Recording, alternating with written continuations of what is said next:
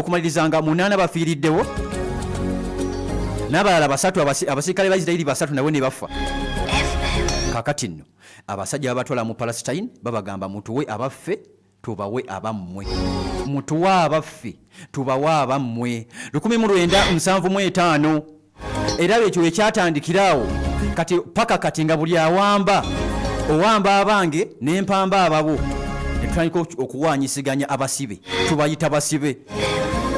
Netutandika kati byatandikirawo bwali webuti nga abasajja balumba abasinga nombadde mwategera wano we balumba wano 2023 we balumba ne bayingira eggwanga lya Isirayiri. Kakati nera bali balumba dda ebali webuti wati wabadde munda mu ggwanga erya Palestine n'eggwanga erya Isirayiri. Tugenzeeko mu Middle East neera saagala tufiirewo ddala awo ennyini mu mbeera yonna.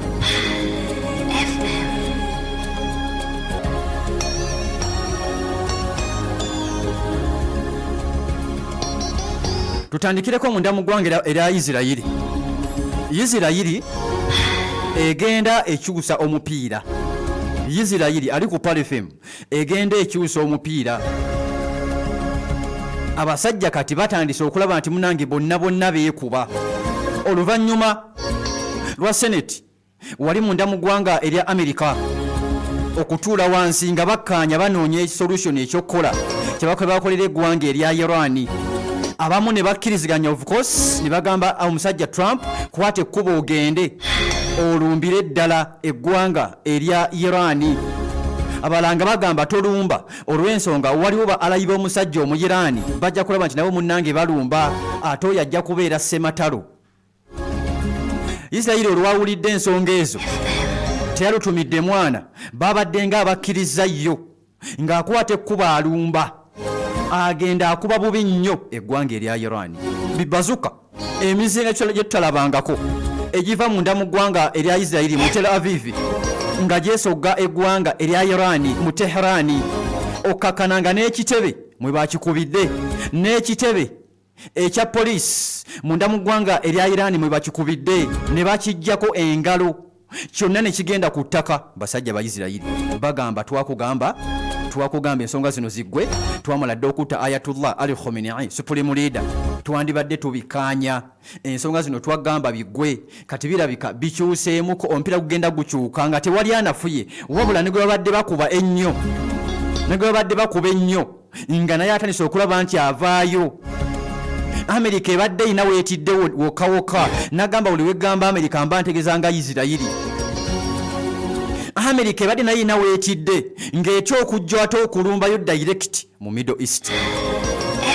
Kakati omusajja abamu bamugambye genda olumbe taata, genda Trump, genda olumbe eggwanga erya Iran. Ampuliza bigenda bikyukamu gwe tiimu Iran byandibanga bigenda bikyukamu akatonotono.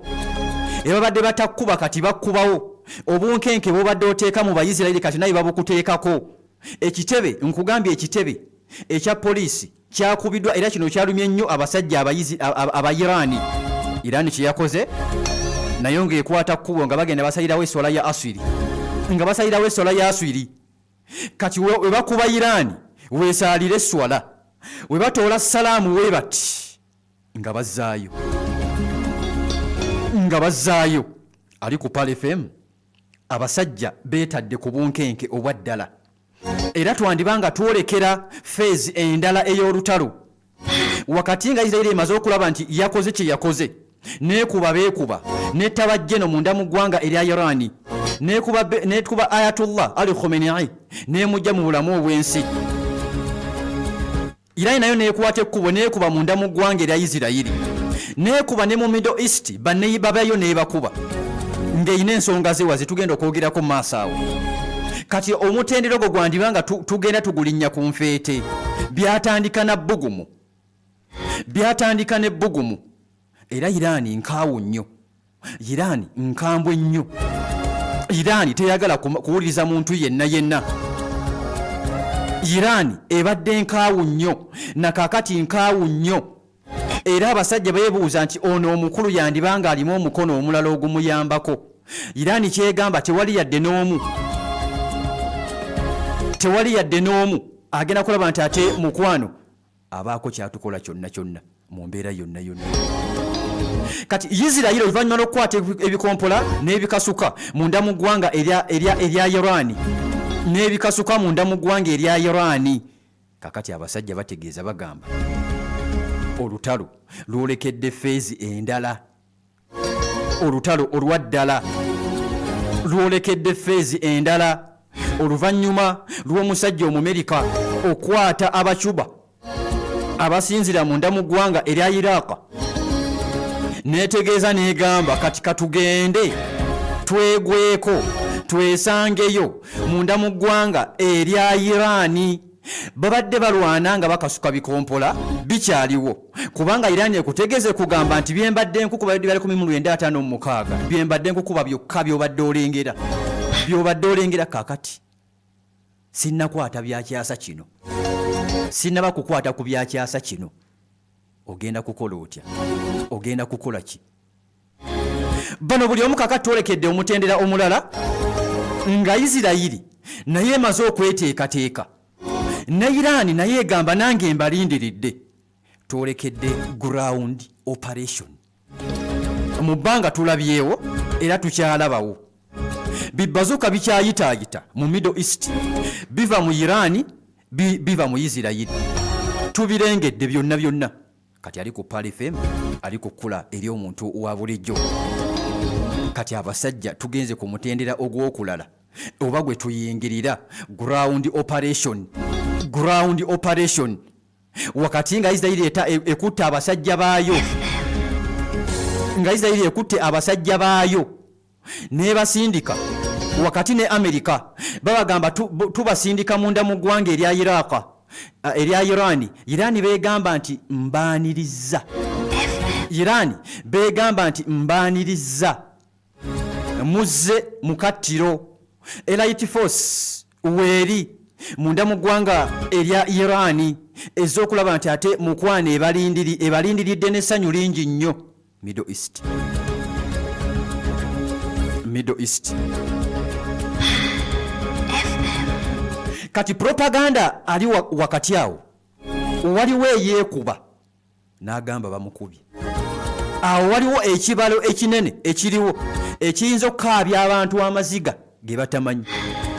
Olaba nti mulina ttiimu gundi ne ttiimu gundi abali mu Middle East, mujja kutuuka akaseera nga mwenna mukaaba kimu. Propaganda atambula mu Middle East kakati nno.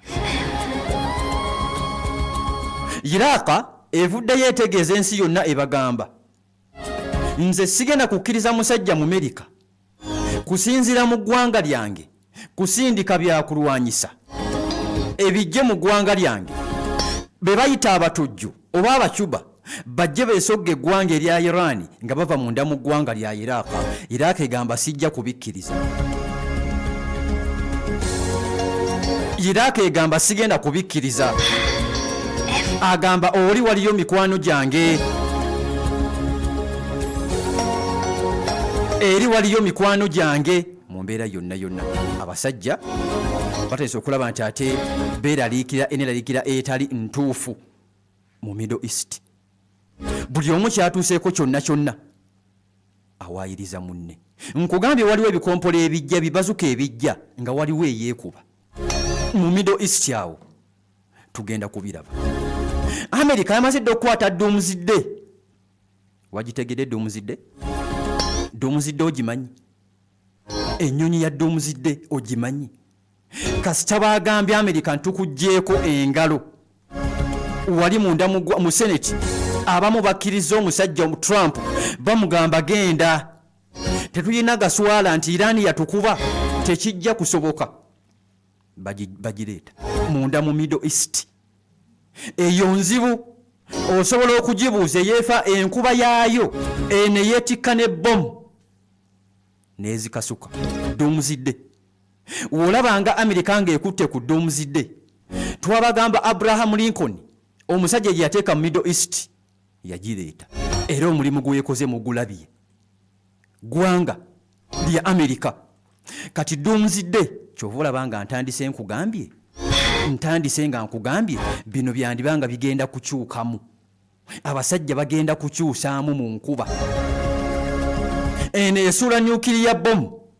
Trump yali akajja mu buyinza n'agamba mu Palestine mu basajja aba Hamas tubookye. Oyo nno ye Trump. Kati kino bye tukugamba, Trump tabiinaamu buzibu kukwata bomu gikasuka ku bantu mu Iran. Lwakuba obuzibu bwe buli nti alayi ba Iran nabo balina zibbomu zino eza nuclear bazirina, abasajja aba Russia. Ojjagendako mu North Korea, ojjagendako munda mu ggwanga erya Iran. Era ono omukulu kyabadde asingira ddala okutya omusajja Omumerika. Kati omusajja akwata Doomsday agireeta. Doomsday ejja mu Middle East etandika okukuba. Nanti eno ekuba nga tegenze ku ttaka. Yo mirimu nga egikolera mu bbanga. Satellite ebeera egigamba buli kimu. Era epima mita. Eno ekubala. Eno tekuba miss Doomsday. Nti tukuba ku nuclear facility za musajja mu Iran we bakuba. Nti obuzibu bwe buli Iran bayina amafuta. In fact Middle East bayina amafuta. We bakuba mu Japan nga America akuba mu Hiroshima Nagasaki mujjukira bulungi nnyo amanyi ebyafaayo. Bana Abajapan tebalina nnyo mafuta g'amaanyi. Wabula bomu ze baakasukayo zaayokeza ddala ne zifukula ebyali mu ttaka. Kati Doomsday watyanga amaanyi geerina nayo ng'egudde ku mafuta. Kyova olaba nga nkugambye abali mu Middle East mubasabire. Abalina ttiimu gundi, nze ndi ttiimu gundi, ndi ttiimu gundi, biyinza okuddako wabbali ne bibeera birala. Olutalo lwolekedde feezi endala kubanga mulimu kati eyeekuba nga waayiriza munne ali ku Pale FM. Iran twagirengeddeko ejjo yewanise bendera bbiri. Twagirengedde ng'ewanise bendera bbiri, bendera eya red ne bendera eya black. Buli bendera ayina kyetegeeza. Buli bendera eyina kyetegeeza munda mu ggwanga erya Iran. Amerika ekyaleeta n'ebyokulwanyisa ebirala, yes, yeebale nnyo.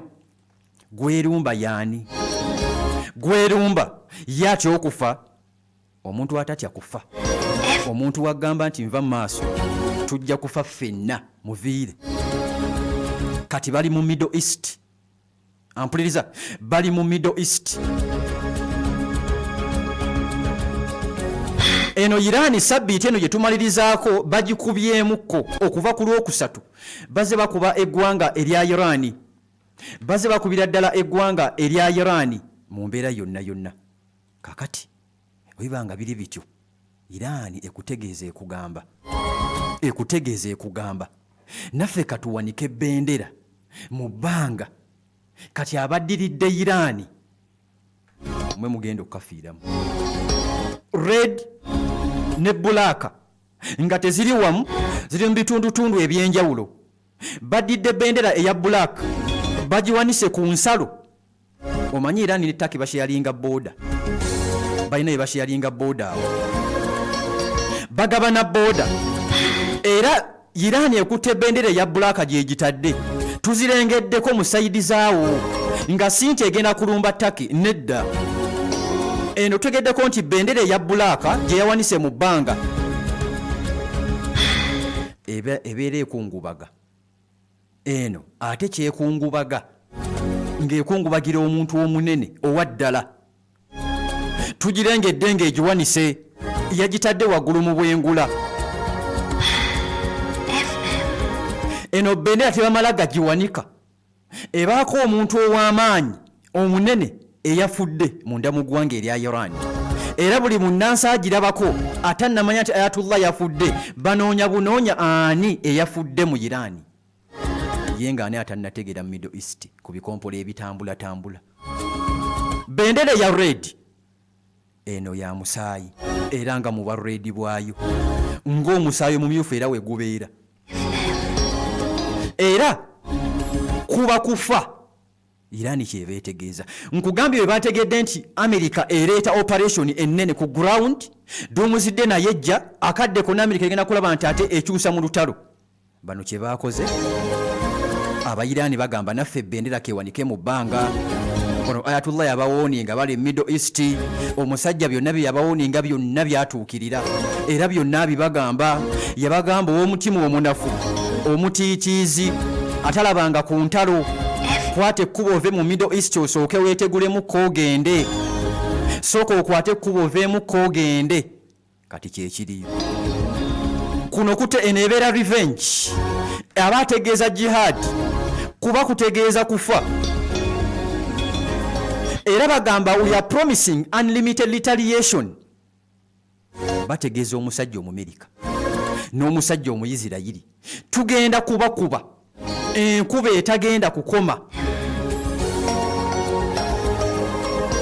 enkuba nkugambye gwe mulimu kati bekiyinza okuwulira kati wulira nkugambye ttiimu America ne ttiimu Irani mulina ttiimu zammwe ekiri wali kati kigenda kukyuka mu nga mwenna mukaaba ng'abafunamu B'Amerika oba Abayisirayiri oba Abayiraani ba gavumenti nga bannansi abayina zi bizinesi abayina emirimu be bagenda okukosebwa ku kino nga mulimu n'okufa nkugambye ebbendera y'omusajja Omuyiraani emmyufu mwezire mu Irani zitambula abaana bano mu Uganda bawanikanga bendera ya Uganda flag nga tuli mu kalulu wali nga buli woyita oziraba mu bitundu ebyenjawulo kakati kyekiri munda mu ggwanga erya Irani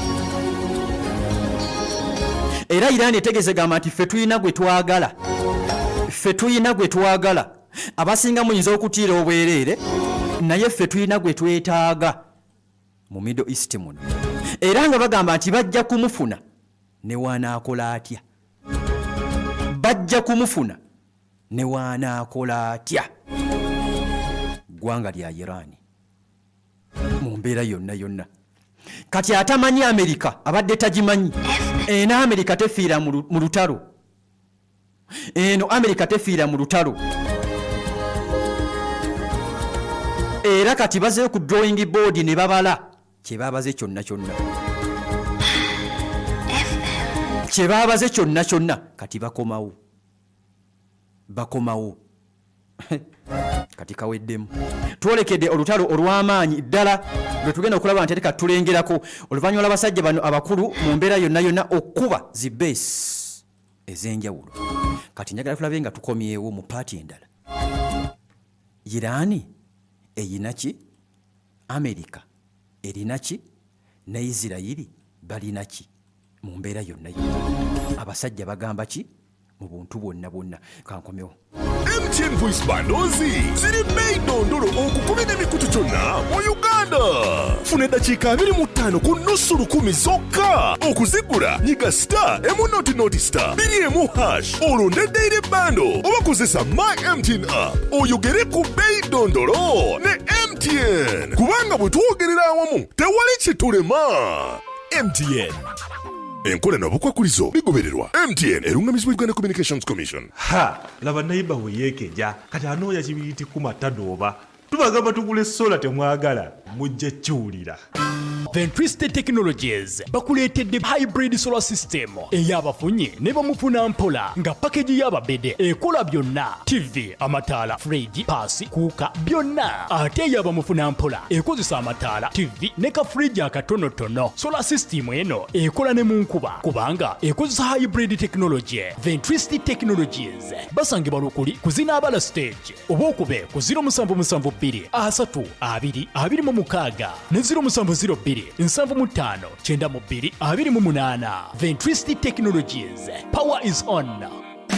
Manda Mobile yino koleza wefunire SIM card and enjoy free calls ne data walaisi on the best network in town. Okukozesa Manda Mobile okugula airtime ne bundles dial *149# oba okozesa Manda app okwefunira bundles zino. Manda Mobile koleza. Manda Mobile lungamizwa ekitongole kya Uganda Communications Commission. Omuntu ng'alabye n'amasomero agakonya abaana olugwa ebibuuzo nti ate tetwamalayo sirabasi omuntu awunya ati ebintu ebyo. Totawaana Ibn Hamis Senior Secondary School Matugga Kigwogwa alese enkola ya e-learning nga wana abaana basomesebwa abakugu okuva mu mawanga ag'ebweru nga Egypt, India, Saudi Arabia nga bayita ku mukuto gwa internet. Omwana asoma alabako nga bw'afuna n'okunnyonnyola okulungi obulungi basomesa secular islamic theology n'okukwasa Qur'an ku mwoyo kye bayita ta'afiz ng'essira tulitadde nnyo ku masomo ga sciences balina buli kyetaagisa omwana okusoma obulungi bw'osomera ku Ibn Hamisi Senior Secondary School ofuna omukisa gw'okusomerako mu universities mu mawanga nga United Arab Emirates, Qatar, Kuwait ne Saudi Arabia. Ku bwereere tusangibwa Bombo Road Matugga Kigoogwa mawuzi 14 zokka okuva e Kampala. Essimu 0702 16 16 78 oba 0702 41 18 65.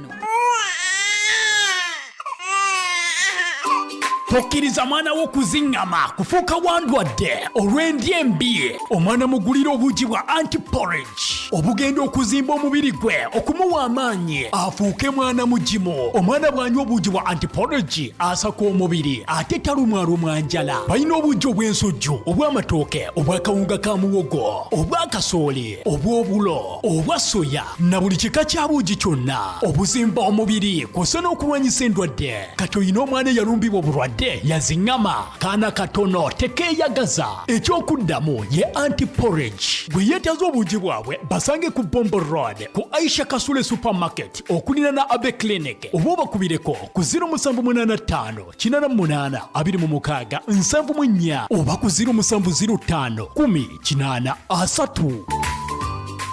Manda Mobile ekuleetedde bandi empya 2 nga zisobola okukola okutuukira ddala ku nnaku 3. Kati ku mitwalo 3 gyokka osobola okulondako okufuna GB 20 onyumirwe internet oba GB 6 n'eddakiika 6 nga zikuba ku mikutu gyonna. Kati nyumirwa internet etasalako, olabe bu video busesa online, nyumirwa WhatsApp etakoma, obuzannyo n'okuba video call eri abaagalwa abo okumala ennaku 3. Nyiga *149# ku Manda Mobile onyumirwe. Manda Mobile koleza mu mwezi guno gwa Ramadan okugabana ebirungi kisukka nawo n'enkola ya Kiri Extra okuva mu Finance Trust Bank. Kati sindika oba ofune ssente ng'oyita mu Western Union, MoneyGram, Transfast oba Ria Money ku ttabi lyonna erya Finance Trust Bank. Tomanya wandifuuka namukisa agenda okwewangulira trolley dashes, smartphones n'ebirabo ebirala bingi. Kiri Extra promotion kati eyongezeddwayo okutuusa ng'ennaku z'omwezi 3 omwezi ogwokuna 2026 okwongera obudde obw'okuwangula. Jjukira buli transfer gy'okola mu kiseera kino eky'enkizo yandikufuula omuwanguzi. Oba osapootinga famire yo, oba osindika birabo, oba oyunga mukwano okuva ebweru w'eggwanga, kati osobola okubeera omuwanguzi addako. Kyalira ettabi lyonna erya Finance Trust Bank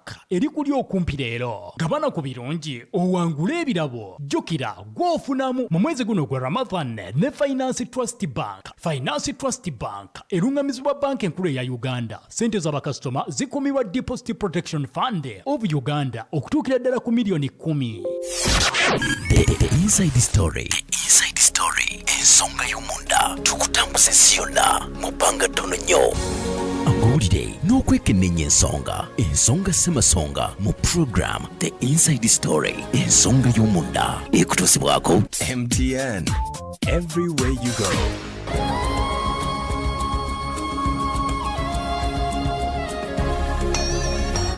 Ali ku Pale FM, ali kukula eri omuntu wa bulijjo akaseera ak'obunkenke ndowooza mukawulira. Tuli ne bannaffe aba MTN atalina MTN mu ssimu ye gwe simanyi oba essanyu ly'ensi, simanyi oba weeyagala gwe omuntu n'agamba nti bw'ogula eddakiika airtime asooka mu nnusu 10 bakuwa eddakiika 5 namba gwogerera bwereere. Okimanyi ekyo nti bw'ogula airtime asooka mu nnusu 10 bakuwa eddakiika 5 aba MTN za bwereere bakusaba mukaago ogw'ekiro paka ku makya gwe ng'oyogera bwogezi bwereere. Kakati abavubuka ndowooza ensonga ezo muzitegera bulungi nnyo. Saako kika, saako bijjo, saako byonna, saako kombe ez'enjawulo zonna oyogere wekye. Okitegedde kakati n'oweekwate MTN atalina layini ya simu ye, atalina layini ya MTN mu simu ye. Gwe simanyi munnange obulamu bagabane bu MBs obuwerere olukuwaakuwa wakati mwezi omutukuvu ogwa Ramadan babaddiza nabo. Okitegedde eyo nno ye MTN weetowa ebikola kuva dda okumala ebbanga ddene ddala mpola mu mbeera yonna. Kakati no munzikirize tukyali musawa yaffe esookera ddala. Tuli ne bannaffe aba Mandela Group running promotions okuva ng'ennaku z'omwezi okay okuva mwezi ogwokubiri paka bakugamba nti wogula emipiira ena ejja Pirelli, Bridgestone, Okolen ne alignment weefunire coupon ya sijje ate gwe kakati omusibo boosebulukiraawo. Coupon ya sijje ebalirwamu emitwalo 5 miramba. Gula emipiira ena ejja MRF light truck weefunire amafuta ga mitwalo 10. Gula emipiira ebiri ejja MRF light truck weefunire amafuta ga mitwalo 4. Wangula emmotoka y'amasannyalaze ng'ogula emipiira ebiri ejja ling long size mu size yonna okolebera alignment ab'emmotoka mubimanyi ofune coupon okutwala mu kalulu ako okuwangula emmotoka ey'amasannyalaze ng'okyajinga nsebo nga newotonya amafuta okyajinga nkyajinge abamalira munange bagamba nti bajja kugikuwa. Dubai Desert Challenge kanono bagamba kola service ku mmotoka yo ku matabi gano wammanga: City Oil ku Bombo Road, City Oil Nakawa, City Oil Namirembe Road oba City Oil Kibuye. Ofuna omukisa gw'okwewangulira trip ensasulire mu bujjuvu, hotel, byakulya, kuzannya, byonna e Dubai okumala ebiro 4 biramba zennaku 3 namba. Wegatte kukozesa y'enguudo ennungi ng'ovuga emmotoka yo ku matabi ga City Oil oba City Tires agali okumpi ofune 20 point check ey'obwereere. Okitegedde kakati n'okumanya ebisinga bugenda okyalira amatabi gaabwe gonna genjogeddekawo waggulu osobola okulaba nti ate naawe mukwano nno weewangulira. Bannaffe aba Halal Bureau bakugamba nti weewala okulya ebintu omuntu yenna tekuli kabonero ka halaali. Kulina okuba nga kuliko akabonero aka halaali nga keetooloovu kali mu lulimi luwalabu nti ekigambo kiriko halaali ennyukuta ziri 3 halaali oba 4. Okitegedde kabeerawo wagguluggulu bagamba gowa kampuni w'amakolero gonna gakola ebyokulya ebipaakinge oba ebyokunywa byonna beera nga ate munnange ogenda owandiise kampuni yo bagiwe akabonero aka halaali osobole okulaba nti ate omazawo mangu emmaali yo. Tusange wano Kodi Kampala ku Sapolo Kagwa Road weetandikira awo ku Bakery plot number 2 ku Dairy Gardens. Mu mbeera yonna nabakubira ku ssimu 0758 52 00 11 0758520011 bebannaffe aba Halal Bureau mpola mu mbeera yonna.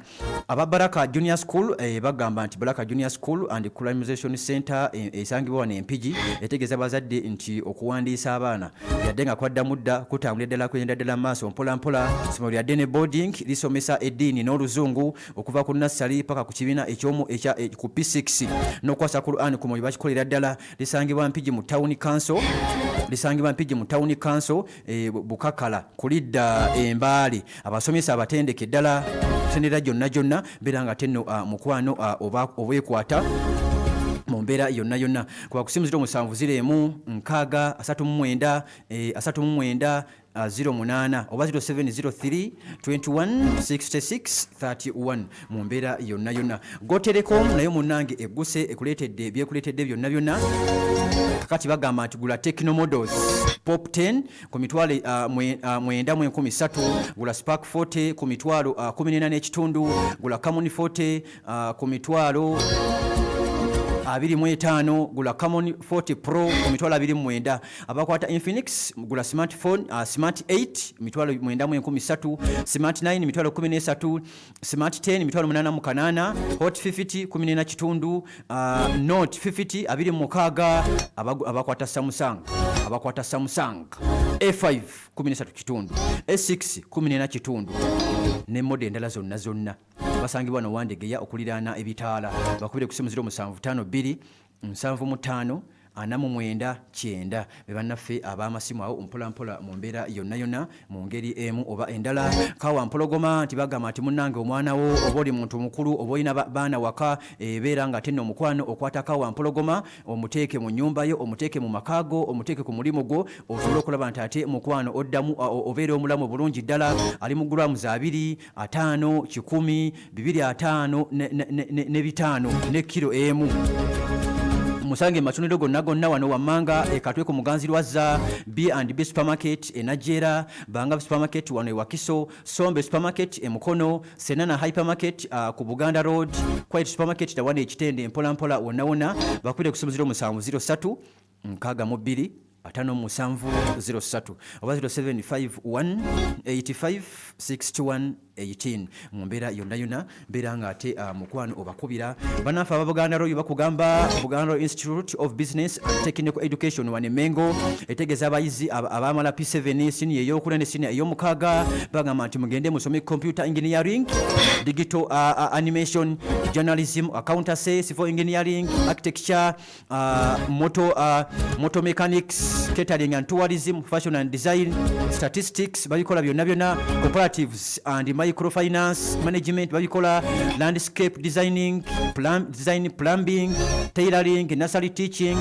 cosmetology n'endala nnyingi byonna bagamba wali ewa Kabaka Buganda Royal Institute of Business and Technical Education wane Mengo genda munange ewandiise mpola mpola mu mbeera yonna bakwire ku simu 0706 22 32 23 oba 0766 36 21 71 be bannaffe aba Buganda Royal mpola mpola mu mbeera yonna Matuga Mixed Secondary School sima bya Dene Boarding liri ku musingi gwa busiraamu bagamba n'abalamu enna mwanirizibwa abasomesa baffe munange batendeke ddala nga bagamba nti bamanyi bulungi kiki kye bakola ebyensula bya mulembe nnyo nyini ddala mu mbeera yonna nedda yateweeri mu ngeri emu oba endala ebyemizannyo babifiirako ddala basomesa ne vocational skills basheekhe ne basheekati bonna weebali basangibwa ne Matuga ku Bombo Road kuba ku simu 0706 88 0331 oba 0779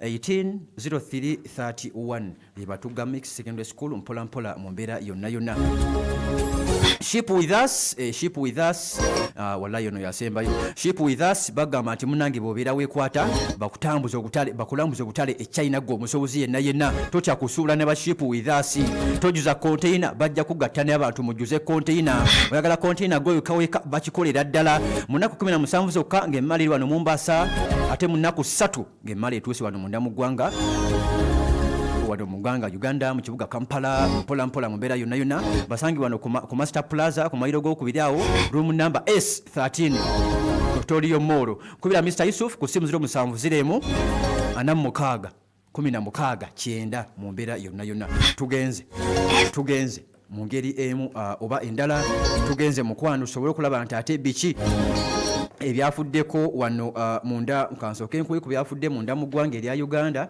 ate nno munange obitegeere ebyabadde mu State House muganda wange Van Winkle ogamba otya obera kulaba nti ate muri eyo mpola mpola waliwo abaagenda mu State House nga bava ku opposition era wabaddeyo futaali dina mu State House nabo bagenze tebalutumidde mwana era nga bongera ddala okukakasa nti ababadde babuusabuusa nti baasala eddiiro mukakasize ddala nti eddiiro baalisalira ddala Alhaji Ntege Faruku yabaddeyo n'akafaananyi n'akafuna Alhaji Latifu Sebagala Sengendo yabaddeyo n'afuna akafaananyi neera sinti gwe gwasoose wabula neera Yusufu Nsibabye mwagala w'abangi gwe musinga okwagala naye Mawokota yabaddeyo ono asiibula palamenti tebamuzizzayo yabaddeyo era yasala n'eddiiro bano bongedde okukakasa ddala ensi yonna nti ekintu kino baali bakyagala dda era tebakiivuma kulaba nti munnange abamu ku bo beesogera ddala NRM era nalengedde buserefi wakati nga Muzeeyi Museveni gino kwakuta Museveni ng'asibula abasiraamu olunaku lwajjo ku Lwokuna kawungeezi wali mu State House Entebbe awo nno bwe twalengeredde abantu bano ne tulengera sipiika Anita Anet Among naye oluvannyuma we yasinzidde ku mukolo ogwo ne yeebaza Gen. Kaguta Museveni okumwendoosinga oba okuddamu okukkiriza ate kasita akwendoosinga oba ebyo bibeera biteredde ali ku Pale FM ali kukula eri omuntu wa bulijjo Anita Anet Among yeebazizza nnyo Gen. Kaguta Museveni amugamba we bali kunnyongera kisanja ekyokubeera sipiika tebannaba kumulonda nno tebannaba kumulonda abalina okumulonda wabula ye NRM yamaze dde okulaba nti ate omendo osinga ne General Kaguta Museveni naye kubeesimbyewo naye ng'omuntu abaako naye ne gwayagala ng'omuntu kati yendo osinze Anita Anet Among ng'amugamba palamenti nze nandyagadde nga General Museveni palamenti oddemu ogikulembere obeere sipiika nga Thomas Tayebwa ye depute wo bamwendo osinze wakati nga race eriko abantu bangi ddala ne Nobert Mao nga mwali Lydia Wanyoto bonna nga mwebali abasingamu ku boka kati betuyinako nga ba NRM oli jeno byamwendo osinze bwendosi namugamba nze nandyagadde ggwe naye tebannaba kulonda tekigana bano kwesimbawo ne Seeke yalonda sipiika Anita Anet Among aliko ne Thomas Tayebwa depute we neerabaddeko palamenti ye 12 wano yasinzidde ne yeebaza General Kaguta Museveni ng'amugamba sebo taata General neeyanzizza okunzikiriza neeyanzizza neera nate okunzikiriza nonzikirizaamu ngende neesimbewo era n'amusaba amusabire obuwanguzi obw'amaanyi ddala mu mbeera yonna twalengeddeyo ambasada w'eggwanga okuva mu mawanga ag'enjawulo twalengedde baambasada okuva guno omukolo gwasitudde abakulu bangi nnyo twalengedde baambasada okuva mu Middle East gye bakuba ab'ekkata bonna UAE babaddeko mu State House Entebbe ne tulengera n'ambasada w'eggwanga erya Iran eriri mu nsiike n'eggwanga erya Isirayiri ye teyebaddeyo wa Isirayiri wabula gamba nti Iran eri mu nsiike ne Isirayiri ambasada wa Iran olwasituse okwogera nga bamulikogonaizinga bamwogerako nti waali enduulu neevuga twabirengedde mu State House wali Entebbe akabonero ne kalaga nti abamu ku bannayuganda nga munnamawulire kyatulaze ababaddeyo kyabalaze nti nga kuba kusina ku katambi ke nalabye nti nga bannayuganda abamu baagala nnyo Irani era General Museveni we yasinzidde ku mukolo guno mu State House Entebbe ng'asiibulula abasiraamu n'agamba nti ku nsonga za Middle East wetwolekera nga nvudde ku kino ku nsonga za Middle East abategeeza bagamba nti yayita abakulu okuva mu Palestine yabakyazaako n'abakulu okuva munda mu ggwanga erya Iran n'abakyazaako n'ababuuza kino ekibuuzo lwaki temutuula ne Isirayiri lwaki temutuula ne Isirayiri ne mukkaanya babiri mukole two state solution buli omu abe n'eggwanga yeetwale bano ne bamugamba bakyagala n'amala Benjamin Netanyahu General Museveni ategeeza agamba nti yamukyazaako wano munda mu ggwanga erya Uganda ate si mabega ddala ekyo kyandaze nti waliwo abakulembeze in fact si Uganda yokka mawanga nga tebagambye temubitegedde naye najja n'akyala ssebo kakati Dagalo ono wa Rapid Support Force munda mu ggwanga erya Sudan ayagala obukulembeze we yakyala mwabitegera amaliriza n'okukyala mwabitegera amaliriza okukyala ng'ate Sudan yeebituwa nti Sudan yeemulugunya Fata agamba nti lwaki muzeeyi yakyazizza Dagalo mwabitegera abasinga yali yajja n'akyala kakati muzeeyi Museveni General Museveni president agamba nti yakyaza Netanyahu Benjamin munda mu State House Entebbe we babadde wennyini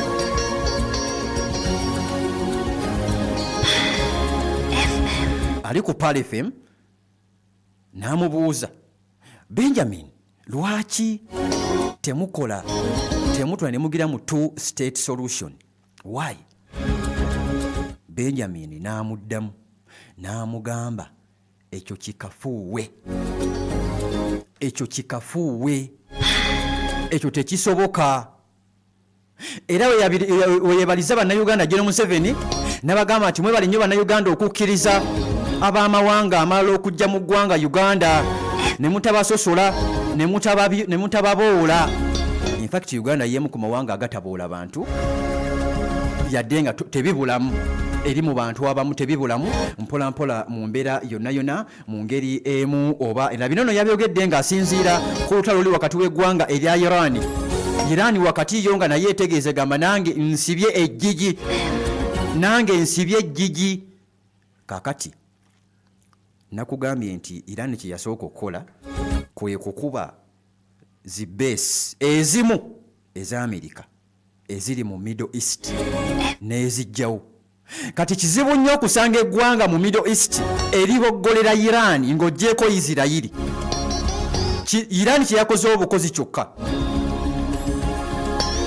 Kizibu nnyo kati eggwanga nti gundi aveeyo kata oba ani agambe nti Iran nja kukuba kizibu. Wali kibadde kyangu nnyo nga bayamba nako Isirayiri okulumba eggwanga erya Iran olw'ensonga nti Isirayiri wadde ogirengera nga ebyokulanyisa ali wala nnyo ne Iran tasobola talina binzenga bisobola kutuukayo mu Iran nga alina kuyita mu ggwanga oba Jordani oba Qatar oluusi ayitako wano mu Iraka mu bwengulaawo n'ayitawo n'asooka asinzirawo n'alyoka akuba eggwanga erya Iran.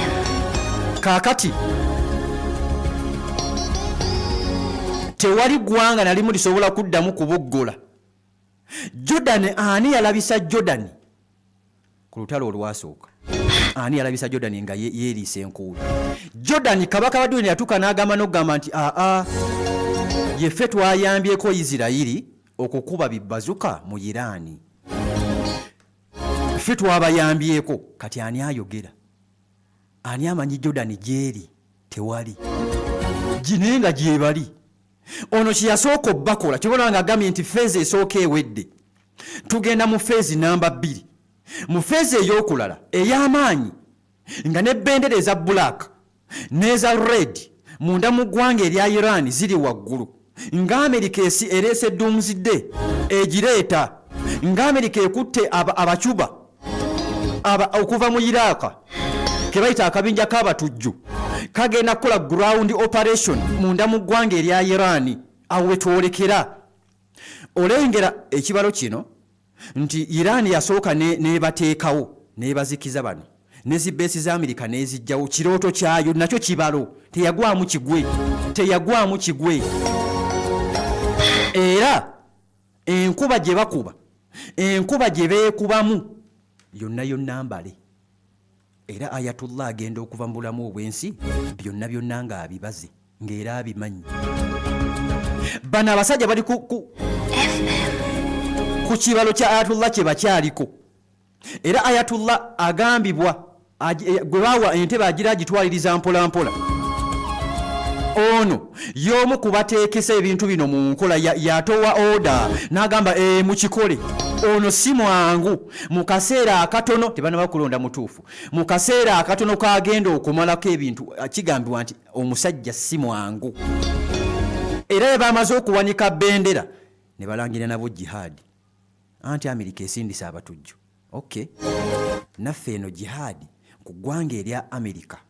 Eyo statement nene. Zino entala abaakazitomera ziyinza obbabuzaabuza.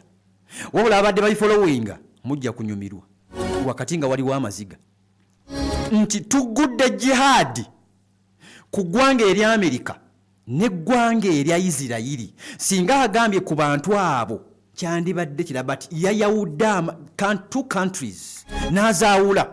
Kitegeeza jihad yaayo ku Isirayiri balina yaayo n'Amerika balina yaayo. Abange abasajja baagala genda paka eri bateekeyo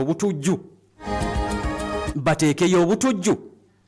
Kubanga nakugamba Osama bin Laden kye yakola September 11th attack ng'alumba eggwanga erya Amerika. Mubijjukira abamanyi ebyafaayo mubimanyi. Balowoozaako okukola ekyo nga Osama kye yakola naye Amerika yalabuka. Obwengula bali ku alert nnyo nnyini ddala. Kati Middle East feezi eri ewedde. Omusajja amaze okuzikiza amawanga agamwetoolodde gonna. Gamutyamu era kati asobola okugaboggolera. Yaviddeko obwengula okuggala. Ono mu Iran Strait of Hormuz agiggadde tewali asala. Abula twategedde nti China kati yo bagikkiriza sebe eyitewo mukwano gwabwe. Kati Iran kyayagala. Era Iran ogiraba nga atagetinga olumu atagetinga ebifo ebirala ebitali base ezitali base oluusi hotel n'agikuba eyo erimu ebintu bibiri nakugambye wano wetulaga. Nakugambye nti waliwo omuntu eyeekubira ebibye n'awaayiriza munne. Propaganda ali mu Middle East. Ekyokubiri, amawulire okugafuna bakwata ne bakusiba mu Isirayiri, baŋŋameko ne mu Bahrain. We bakwata ng'olina vidiyo gy'olikodinze yonna bakusiba.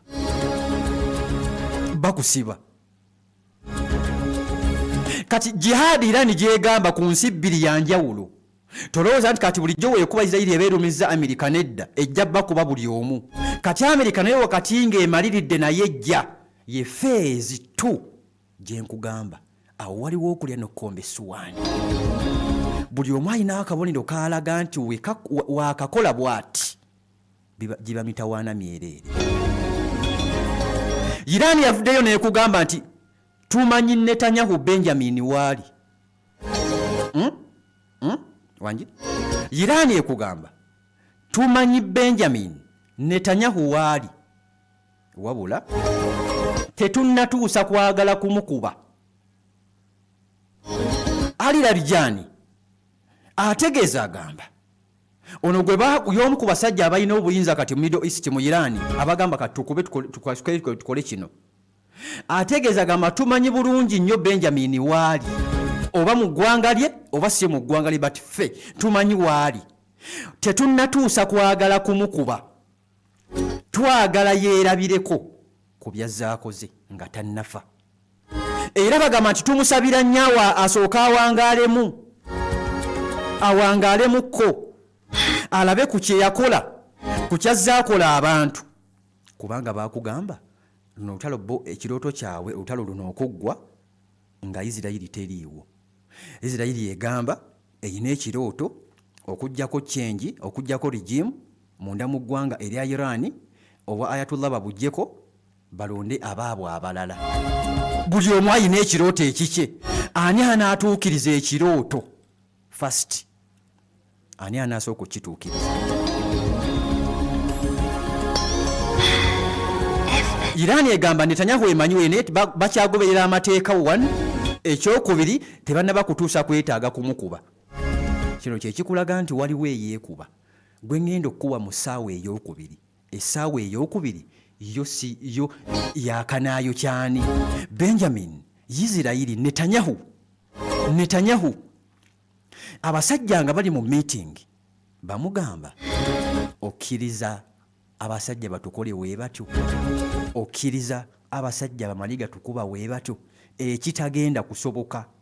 Kati essaawa zino kizibu nnyo ogamba omuntu nti ono yasinga amaanyi oba ono yasinga. Nkugambye Ssabbiiti eno gye tumalirizaako Iran bamukubyemukko ebinsinga egiwera. Iran naye nga w'omukubidde ekizimbe eky'omukubira asayira wa eswala ebeddako n'akusindikira. Kati bonna weni bali awo. Kati feezi eddako gye tugenda okulaba nga ngenda ku mbulango bagambye abasajja Abamerika era Ayatollah yabagamba nti kyonna mukikole, kyangu nnyo okuyingira Middle East. Era kyangu nnyo kiyinza okubanguyira okuyingira Iran ono. Era kijja kuba kyangu kubanga ne Saddam yamuyingira n'abakubamuko ne balwana. Era bulijjo mumuyingira ne muttamu abantu. Kyangu naye okuvaawo we wali obuzibu. Kati essaawa zino waliwo anoonya exit tagiraba. Waliwo anoonya exit. Waliwo anoonya omulyango ogufuluma Middle East. Kasita amala okufuna exit togenda kuddamu kulaba ntalo. Anoonya exit tagiraba. We tutandikirawo mu paati yaffe ey'okubiri ani kati wali olutalo lugenze ku propaganda. Wano nkugambye ababadde batafolowinga nnyo nsonga zino biyinza obba kyankalanya omutwe. Kankomewo. Tiwe Namugwere Hanifa. Mpulira essanyu lingi okubanga nawangudde school fees w'omwanange. Era nina essanyu okubanga sigenda